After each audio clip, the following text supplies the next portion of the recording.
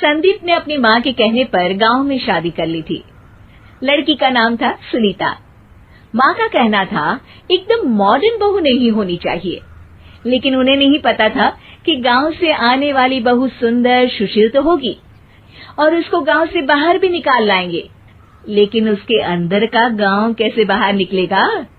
शादी के कुछ दिन बाद, माँ टिफिन तो देना जरा। बेटा अब तो स्कूल नहीं ऑफिस जाता है, माँ से नहीं अपनी बीवी से टिफिन मांगा कर। ओके माँ। सुनीता टिफिन ले आओ। एक किलो टिफिन, इसके अंदर पिस्ता डाल दिया है। पिस्ता? पिस्ता क्यों? सास जी ने बोला था ना कि आपको पिस्ता बहुत पसंद है। ओहो, मैंने पिस्ता नहीं पास्ता बोला था, पास्ता। पास्ता? कहीं होता है पास्ता? अरे बेटी तू रहने दे, मैं बना दूंगी। अच्छा किया कि पाव भाजी बनाने का नहीं बोला, वरना किसी के पाव बना देती है। सुनीता को बुरा लगता है, लेकिन उसकी नादान हरकतें कम नहीं होती। ऐसे ही एक दिन, अरे तुमने ये क्या लगाया है? अरे आप वो फूस फूस करके लगाते हैं ना, वही। डियो? का दियो? किसको दियो? अरे वही ना जिससे खुशबू आती है। हाँ हाँ सही पकड़े हैं। अच्छा लेकर तो आना। कौन सा डियो लगाया तुमने? अभी लेकर आते हैं जी। संदीप की बात मानकर सुनीता अंदर से खुशबू वाला फुसफुस लेकर आती है। ओएमजी! ओएमजी मतलब ओ माय गणेश ना। अरे ओएमजी छोड़ो, ये खुशबू वाला फुसफुस की बात कर रही थी तुम? हाँ इसी की, फिर से सही पकड़े हैं। अरे देवी, लेकिन आप सही नहीं पकड़े हैं, ये डियो नहीं है। डियो नहीं है तो क्या लियो है? अरे ये रूम फ्रेशनर है, जिसको कमरे में छिड़कते हैं, खुद पर नहीं। कोई बात नहीं, माँ कहती थी आत्मा किराएदार है, शरीर एक किराए का कर्म। हम शरीर पे ये डाल लिए तो क्या फर्क पड़ जाएगा। अरे बहू, ओ बहू, मेरे लिए फल तो लिया, फिर मैं बाजार जाऊंगी। सुनीता अपनी सास के लिए फल लेकर आती है। अरे बेटा, पपीता, तरबूज और सेब फल ऐसे कैसे खा लूं? काट कर तो लिया।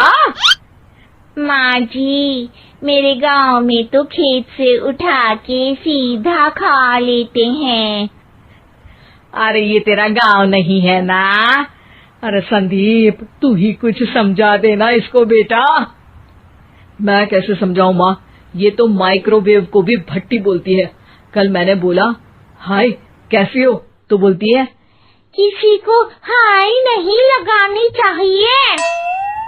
अरे सुनीता, तेरा क्या होगा?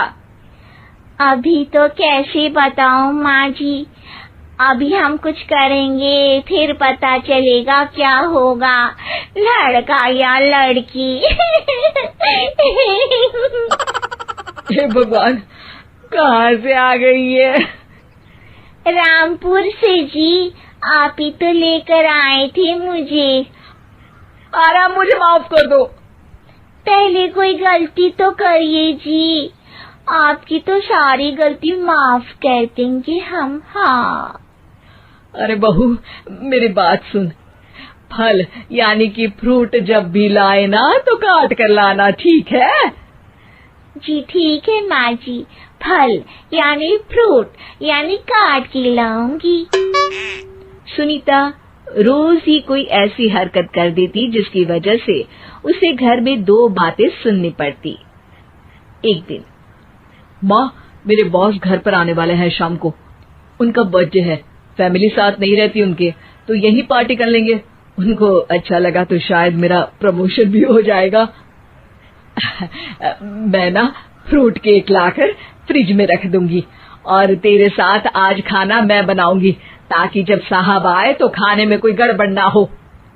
शाम को जब सारी तैयारियां हो जाती है, संदीप के साथ बड़े साहब भी घर आते हैं। फ्रूट केक तो ले आना बहू, फिर खाना खाएंगे। अरे इस सब की क्या जरूरत थी, आपने बुलाया वही काफी है। सर, आपका परिवार शहर में नहीं है तो हम ही आपके परिवार जैसे हैं सर। इतने में ही सुनीता फ्रूट केक लेकर आती है और बड़े साहब की टेबल पर रख देती है, और जैसे ही केक के ऊपर का बॉक्स हटाती है, ओह, ये क्या है? केक तो कटा हुआ है। मैं तो ऐसा नहीं लाई थी। आप मुझे शाबाशी दे सकती है माँ जी, मैंने ही केक काट दिया। आपने कहा था ना, फल यानी फ्रूट यानी हमेशा काट के लाना, तो फ्रूट केक भी तो फ्रूट ही है ना, तो मैंने पहले ही काट लिया। हूं ना मैं समझदार। अरे बहू, ये क्या किया? केक हमेशा वही काटता है जिसका जन्मदिन होता है। तुझे एक बात भी समझ नहीं आती, एक नंबर की बेवकूफ है। पूरा माहौल बिगड़ चुका था। संदीप को लगने लगा था कि साहब उसे प्रमोशन तो दूर की बात है, कहीं डिमोशन ना दे दे, लेकिन साहब बीच में ही बोल पड़ते हैं। अरे कोई बात नहीं, ये इनकी बेवकूफी नहीं है, इनका भोलापन है। बेटा आप कहाँ से हो? रामपुर गांव से। अरे वाह, गांव से? फिर तो आपके गांव में ताजे फल और सब्जियां मिलते होंगे। हाँ, सही पकड़े हैं।